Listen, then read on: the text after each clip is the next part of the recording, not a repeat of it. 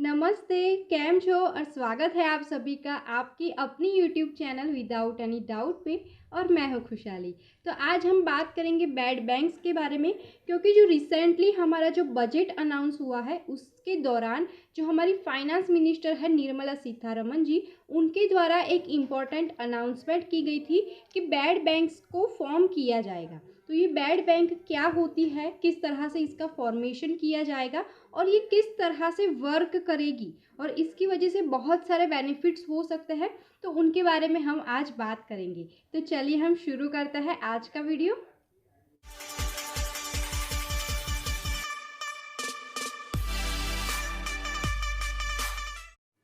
तो जैसे कि मैंने आपको बोला कि जो बैड बैंक है वो यूनियन बजट 2021 जो हमारा अनाउंस हुआ उसी के दौरान जो हमारी फाइनेंस मिनिस्टर है निर्मला सीतारमण जी, उनके द्वारा अनाउंस किया गया था कि वो जो है बैड बैंक का फॉर्मेशन करेंगे। अब ये तो चलो समझ में आ गया, लेकिन बैड बैंक की ज़रूरत क्यों पड़ी है या इसका फॉर्मेशन क्यों किया जा रहा है, ये समझने वाली बात है। एंड सेकंड जो पॉइंट है वो ये है कि बैड बैंक क्या है, ये क्या वर्क करेगी। तो चलिए देखते हैं। देखिए यहाँ पे bad bank will purchase non performing assets यानी कि NPS from banks at a discount. अब देखिए बैड बैंक क्या करेगी, जो भी एग्जिस्टिंग बैंक्स है उनके पास से जो भी उनका एनपीए है यानी कि जो नॉन परफॉर्मिंग असेट्स है उनको वो एक डिस्काउंट रेट के साथ परचेज कर लेगी। और उसके बाद में वो क्या करेंगे, वो जो है जो भी एनपीए है उनको अपने तरीके से रिकवर करने की कोशिश करेंगे। अब इसको समझने से पहले आपको ये समझना पड़ेगा कि एनपीए क्या होता है। देखिए ज़्यादातर स्टूडेंट्स को पता होगा, लेकिन काफ़ी स्टूडेंट्स को हो सकता है कि नहीं भी पता हो, तो थोड़ा सा समझ लेते हैं एक बार कि एनपीए क्या होता है। तो देखिए एनपीए को बोला जाता है नॉन परफॉर्मिंग असेट्स, और ये बैंक की ऐसी असेट्स होती है जिनसे उनको फ़ायदा नहीं हो पा रहा है।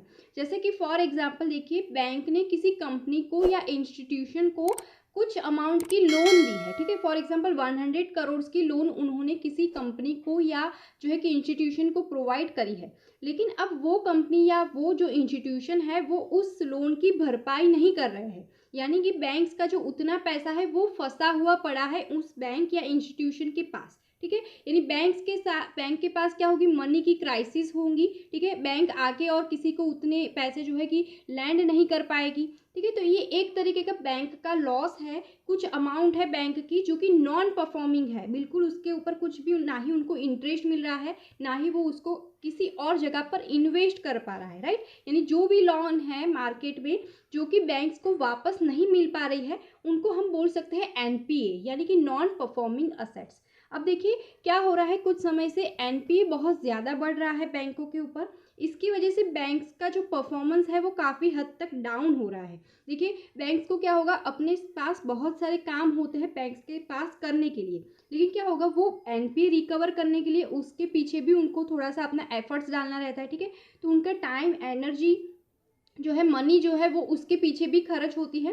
और साथ ही साथ एनपीए बढ़ने की वजह से उनकी जो बैलेंस शीट होती है वो भी कहीं ना कहीं इफ़ेक्ट करती है। जैसे कि फॉर एग्जांपल अगर हम किसी बैंक के साथ अपना अकाउंट ओपन करते हैं, तो अगर हमें पता चलेगा कि इसका एनपीए बहुत ज़्यादा है, ठीक है, इसके बहुत सारे पैसे ऐसे हैं जो डूब चुके हैं इस बैंक के, तो क्या हम वैसी बैंक्स के ऊपर भरोसा कर पाएंगे?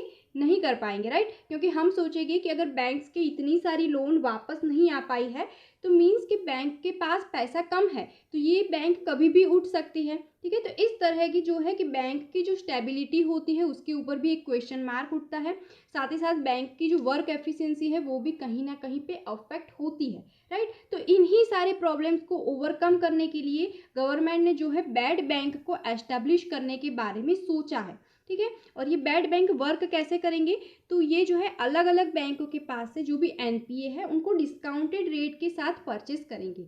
फॉर एग्जांपल देखिए 100 करोड़ की एनपीए है, ठीक है, 100 करोड़ की एनपीए है जिसको कि बैड बैंक ने परचेस किया, लेकिन वो किस रेट पे परचेस करेंगे, डिस्काउंटेड रेट पे। फॉर एग्जांपल ये एक एग्जांपल ले रही हूँ, एग्जैक्ट फिगर्स नहीं है तो please keep it in mind.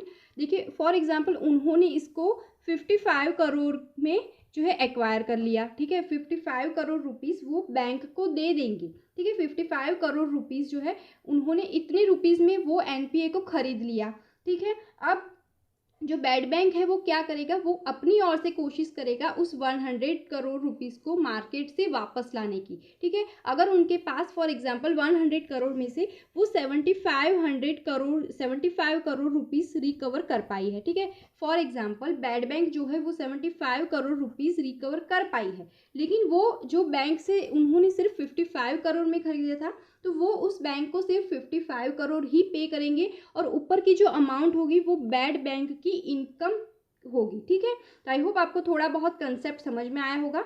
Simply देखा जाए तो बैड बैंक का वर्क इतना ही है, अलग अलग बैंक्स के पास से वो एनपीए को एक्वायर करेगी, खुद अपने आप उसको रिकवर करेगी। ठीक है, तो इसकी वजह से क्या होगा, बैंक का जो वर्कलोड है वो भी कम होगी, उनकी जो बैलेंस शीट है वो थोड़ी नीट एंड क्लीन दिखेगी। ठीक है, उनकी बैलेंस शीट्स में ज़्यादा एनपीए नहीं दिख पाएगा, तो यही इसके मेन बेनिफिट्स होंगे। अब देखिए बैड बैंक को जो है हम लोग असेट रिकंस्ट्रक्शन कंपनी भी बोल सकते हैं, या तो फिर असेट मैनेजमेंट कंपनी भी बोल सकता है। ठीक है, इन अदर वर्ड्स। अब देखिए ये फुल फॉर्म, ये शॉर्ट फॉर्म भी आपको एग्जाम में पूछा जा सकता है, एआरसी। ठीक है, तो एआरसी का अगर फुल फॉर्म पूछा जाए तो असेट रिकंस्ट्रक्शन कंपनी होगा, एंड एएमसी का फुल फॉर्म अगर पूछा जाए तो देखिए असेट्स मैनेजमेंट कंपनी। तो ये दोनों फुल फॉर्म भी आपको पूछे जा सकते हैं। अब आगे देखते हैं और क्या इन्फॉर्मेशन है यहाँ पर।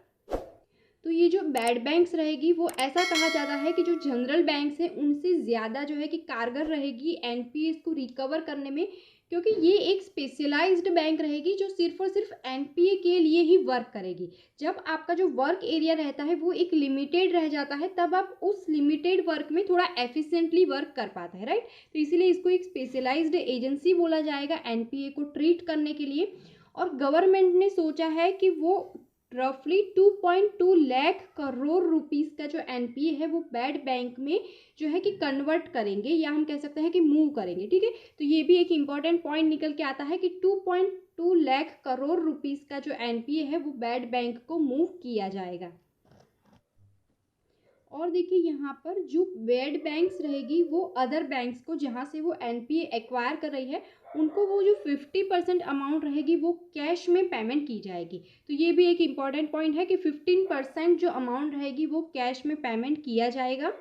अब देखिए यहाँ पर टोटल 11 एंटिटीज़ को शॉर्टलिस्ट किया गया है जो कि बैड बैंक्स में इन्वेस्ट करेंगे, यानी कि हम कह सकते हैं कि कैपिटल इन्फ्यूज़ करेंगे, राइट। कितने हैं, 11 एंटिटीज़ है, जिसमें से देखिए ध्यान में रखिएगा ये पॉइंट थोड़ा इम्पॉर्टेंट है।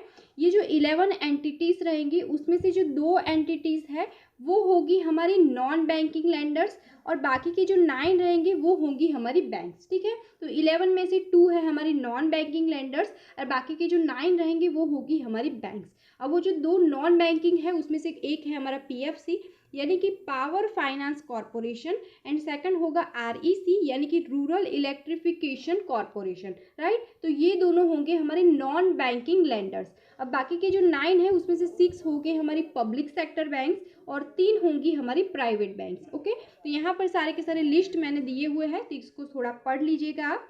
और ये जो है टोटल मिला के 7000 करोड़ रुपीस की कैपिटल जो है कि इन्फ्यूज़ करेंगी, और ये सारी की सारी जो कैपिटल रहेगी वो इक्वल रेशियो में रहेगी, और इनका जो शेयर होल्डिंग होगा वो 9% रहेगा। ठीक है, किसी का भी शेयर होल्डिंग 10% से ज़्यादा नहीं रहेगा, सभी का शेयर होल्डिंग जो है कि 10% से कम यानी कि 9% है फिलहाल।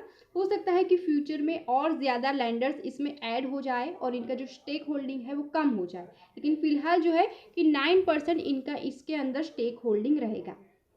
सो आई होप आज का वीडियो काफ़ी यूज़फुल रहा होगा।